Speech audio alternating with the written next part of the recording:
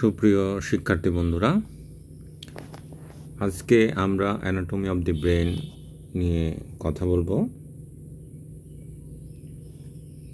আমাদের স্ক্রিনের সামনে আমরা দেখতে পাচ্ছি স্ট্রাকচার অফ দি ব্রেন, এটা নিয়ে আমরা কথা বলবো।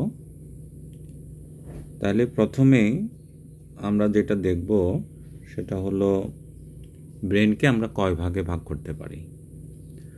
তো ছবিতে আমরা দেখতে পাচ্ছি ব্রেনকে মূলত তিনটা ভাগে ভাগ করা হয়। একটা হচ্ছে ফোর ব্রেন বা প্রোজেনসেফালন, আরেকটা হচ্ছে মিড ব্রেন বা এটাকে বলা হয় মেসেনসেফালন, আরেকটা হচ্ছে হাইন্ড ব্রেন বা এইটাকে রম্বেনসেফালন বলে।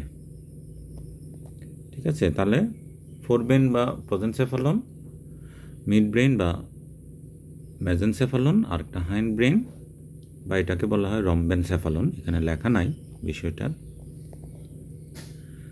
তাহলে ফোর ব্রেনের দুইটা পার্ট আমরা করি, একটা হচ্ছে যে ট্যালেনসেফালন আর একটা হচ্ছে ডায়েনসেফালন। ট্যালেনসেফালন হচ্ছে সামনের এই অংশটা, এই যে সেরিব্রাল কর্টেক্সটাকে আমরা বলি ট্যালেনসেফালন।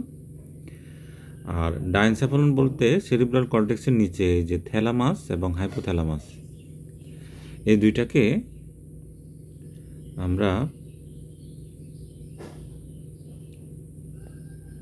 ডায়েনসেফালন বলি।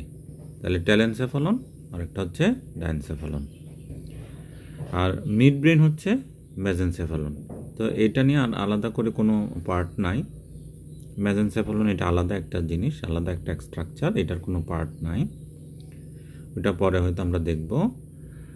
আর হাইন্ড ব্রেন বা রম্বেনসেফালন এর দুইটা অংশ, সামনের অংশটাকে বলা হয় মাইলেনসেফালন আর পেছনের অংশটাকে বলা হয় মেটেনসেফালন।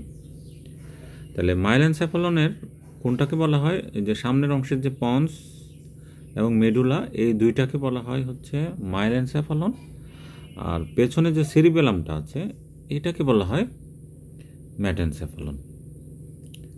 ঠিক আছে, তো এর পরের ছবিটাতে আমরা যদি দেখি, ওইখানে আমরা আলাদাভাবে এখানে একটু বড় করে দেখি, এই যে হাইন্ড ব্রেনে এই যে পন্স, মেডুলা এবং সেরিবেলাম, এটাকে বলা হয় হচ্ছে হাইন্ড ব্রেন।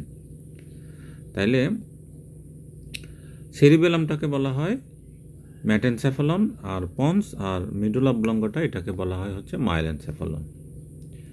আর ফোর ব্রেনে আমরা তিনটা পার্টে, যে সেরিব্রাম, থ্যালামাস, হাইপোথ্যালামাস, সামনের এই অংশটাকে শুধু সেরিব্রামকে বলা হয় ট্যালেনসেফালন, আর থ্যালামাস এবং হাইপোথ্যালামাস এই দুইটাকে বলা হয় হচ্ছে ডায়েনসেফালন।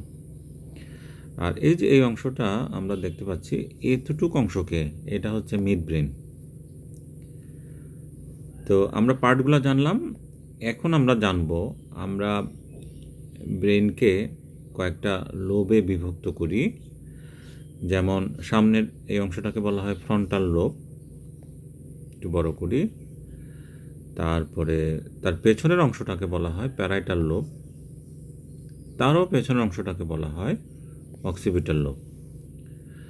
আর পেছনে এটা যেটা দেখা যাচ্ছে তেমনি সেরিবেলামের অংশ, আর এটা হচ্ছে টেম্পোরাল লোব। এই যে নীল করে অংশটা, এটা হচ্ছে টেম্পোরাল লোব।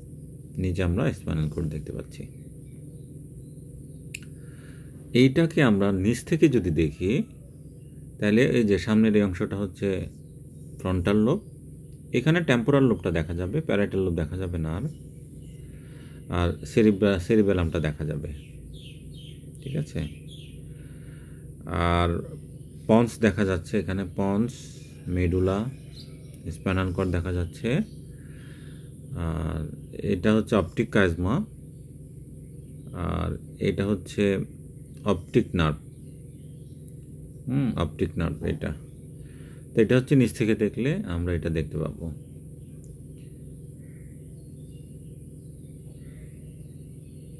তাহলে আমরা আপাতত যেটা জানলাম সেটা হচ্ছে স্ট্রাকচার অফ দি ব্রেন, তার কি কি আছে, তারপরে হচ্ছে ব্রেনের কি কি লোব আছে।